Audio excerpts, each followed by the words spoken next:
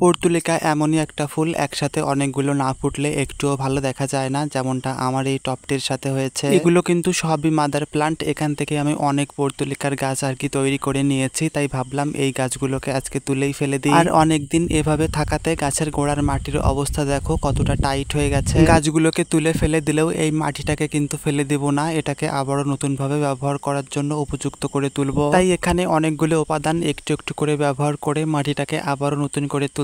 আর আমার কিন্তু একটা বিষয় মনে হচ্ছে, সেটা হচ্ছে হয়তোবা তোমরা ভাবতে পারো গাছগুলোকে আমি তুলে ফেলে না দিয়ে অন্য জায়গায় বসাতে পারতাম। তাদেরকে বলছি এমনিতেই অনেক পর্তুলিকাই আমার কাছে রয়েছে আর আমি বাড়াতে চাচ্ছি না, এজন্যই গাছগুলোকে তুলে ফেলে দিয়েছি। আর সত্যি কথা বলতে গাছগুলোর গ্রোথও কিন্তু বেশি একটা ভালো ছিল না, এজন্যই এই সিদ্ধান্ত নিয়েছি। তো এখানে আমি মাটিটাকে নতুন করে ব্যবহারের উপযুক্ত করে রেখে দিলাম। এখানে কি গাছ লাগালে ভালো দেখা যাবে সেটা তোমরা কমেন্টে জানাও। তাহলে আজকের মতো এতটুকুই, টাটা।